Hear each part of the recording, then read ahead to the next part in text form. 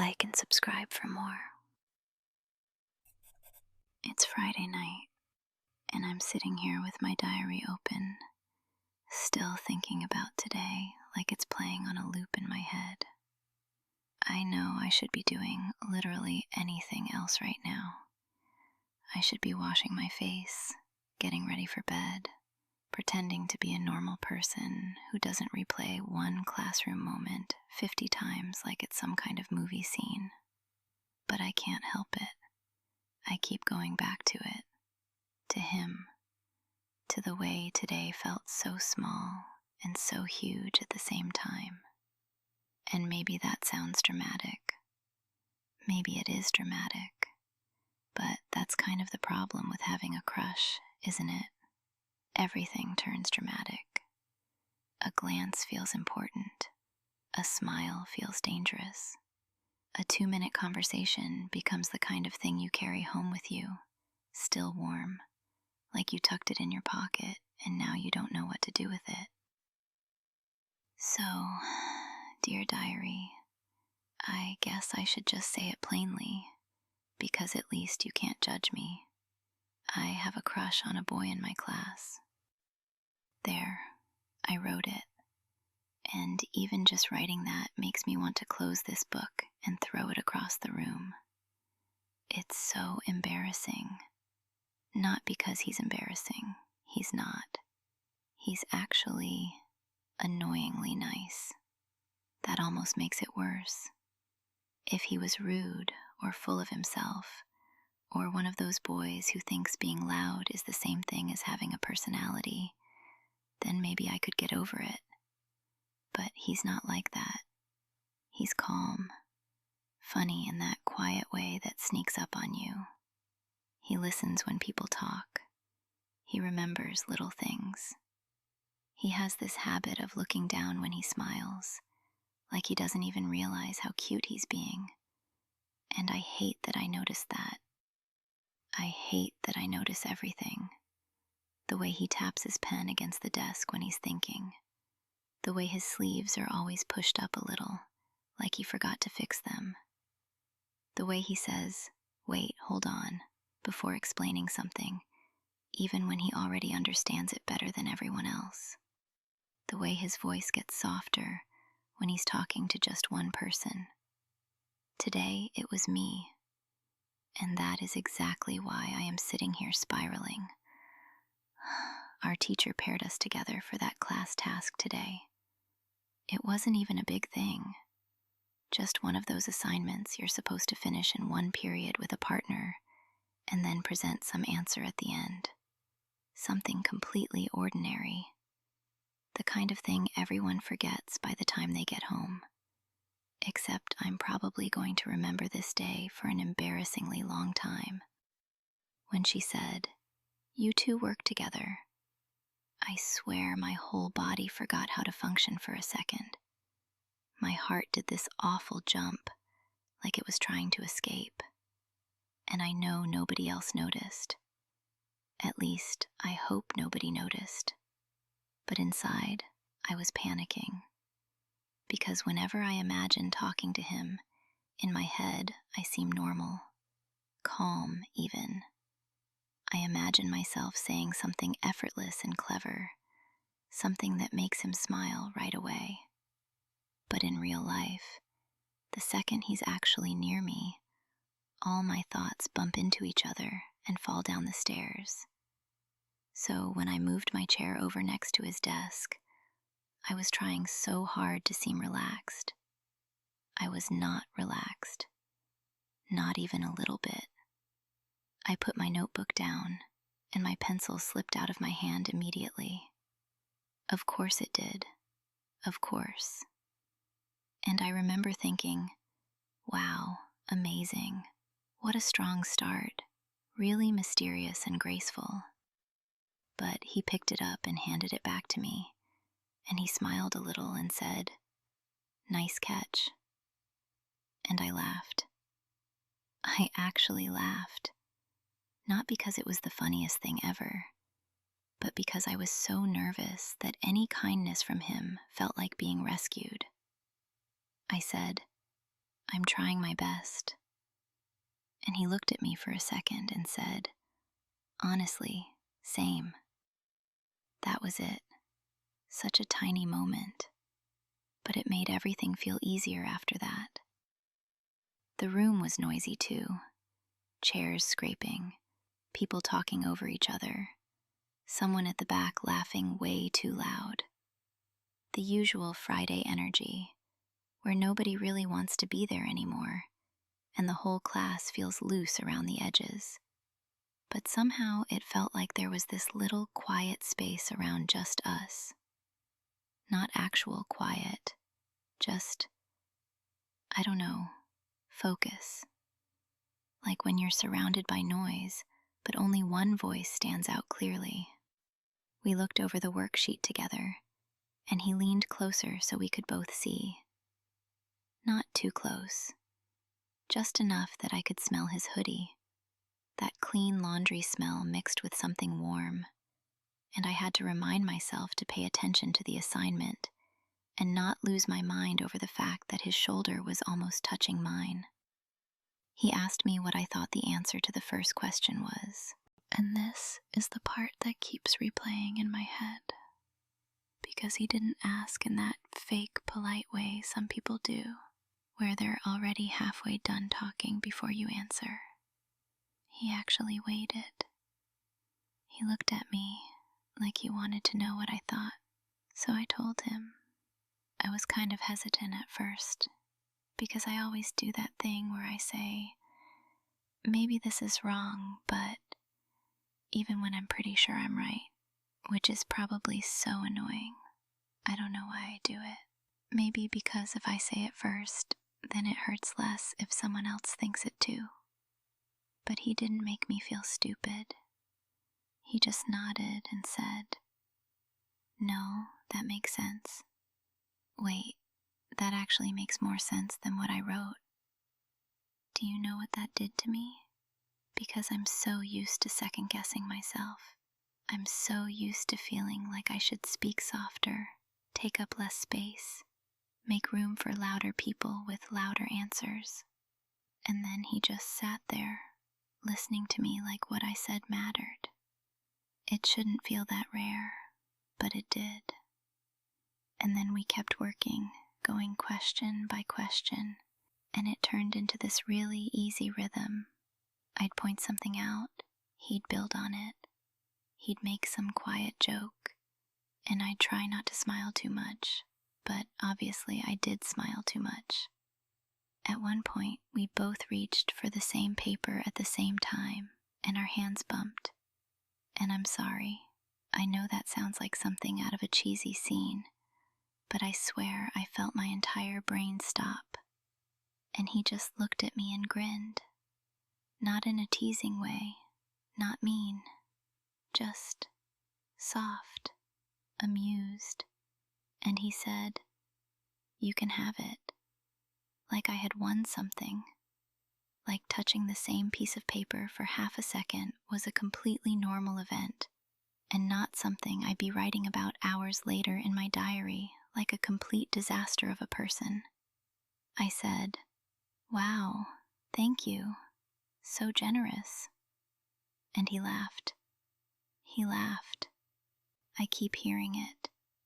Not loudly, just this real laugh, low and warm, like he wasn't expecting me to say that. I think that might have been my favorite part. Not the hand thing, not even the sitting close part. It was making him laugh, because for 1 second, I didn't feel awkward. I didn't feel like the shy girl trying not to say the wrong thing. I just felt there, with him, in the moment, easy. And that feeling scared me almost as much as it excited me. Because what am I supposed to do with that? That's the part I never know how to explain. It's not just that I like him. It's that liking him makes me feel split in half. One half of me wants to be brave. It wants to talk to him more, on purpose this time. It wants to stop waiting for random group assignments and accidental moments and just say hi first. Ask him a question. Start a conversation. Be the kind of girl who doesn't act like every interaction is a high-risk mission. But the other half of me, the louder half most days, keeps saying, why would he like you back? And there it is, the ugly little thought underneath everything. Why would he? Why would someone like him notice someone like me in that way? I know that sounds sad. Maybe it is. But it's true. Because when I look at myself, I don't see the kind of girl boys write songs about or stare at across hallways in movies. I see every awkward thing, every flaw, every moment where I spoke too quietly, or laughed weird, or looked down when I should have looked confident. I think about my hair when it doesn't sit right, my voice when it sounds too soft, my face when I'm nervous and can't hide it. And then I think of him, and he just seems so steady, like someone who could talk to anyone. So why would he ever choose the girl who can barely hold eye contact for more than 3 seconds without overthinking it for the next 8 hours? But then again, today, he kept talking to me. Not because he had to. I mean, yes, we were paired together. But there's a difference between doing the assignment and actually being present with someone. He could have taken over. He could have kept it formal. He could have made it one of those weird, stiff partner things where you both count the minutes until it's over. He didn't. He asked me what music I listened to when we finished early on one question. It came out of nowhere. He was just drawing little lines in the corner of the worksheet with his pen, and then he looked over and said, "Random question, but what do you listen to when you study?" And I think my heart forgot how to beat correctly again. Because that wasn't about class. That was just him asking about me. I told him, and of course I immediately worried my answer was too boring. Then he said he listened to similar stuff sometimes, and we ended up talking for maybe 2 minutes about songs and how some playlists make you feel productive even when you're actually doing nothing. And it was so normal. That's what got me. It was normal in the best way. No big, dramatic moment. No impossible fantasy. Just 2 people talking, smiling, sharing something small. And somehow, that felt more dangerous than anything. Because little things are believable. Little things make hope feel possible. I keep wondering if he thought about it after class too. That's embarrassing to admit, but I'm already being honest, so I might as well be fully honest. Did he walk away and forget it instantly? Was I just part of the background of his day? Did he get home and throw his bag down and think about something completely different, while I came home carrying every word like it meant something? Or did he replay any of it too? Did he remember when we laughed over the same answer being completely wrong the first time? Did he notice how nervous I was at the beginning? Did he notice that I got less nervous? Did he notice me at all? I wish people would talk more about how strange a crush is before anything actually happens. Because everyone talks about relationships, first dates, confessions, heartbreak. But nobody talks enough about this part. The quiet part. The part where nothing has happened, technically, and yet your feelings still manage to fill up a whole evening. The part where you live on tiny clues and overanalyze harmless sentences and try to build courage out of almost nothing. It's exhausting and kind of beautiful and absolutely terrible. I think the worst part is that I know exactly what advice I'd give someone else. I'd say, just talk to him. I'd say, you don't have to confess your undying love under fluorescent classroom lights. Just say hi. Ask about homework. Mention the song he talked about. Keep it simple. Let it grow naturally. I'd say, if he's kind to you, believe that kindness. Don't turn every good moment into a trick. Don't decide the ending before the story even starts. I'd say all of that so easily to someone else, but when it's me, everything feels harder. Because if I try, then it becomes real. And if it becomes real, I could ruin it. Or worse, I could find out I imagined everything. That maybe he's just nice.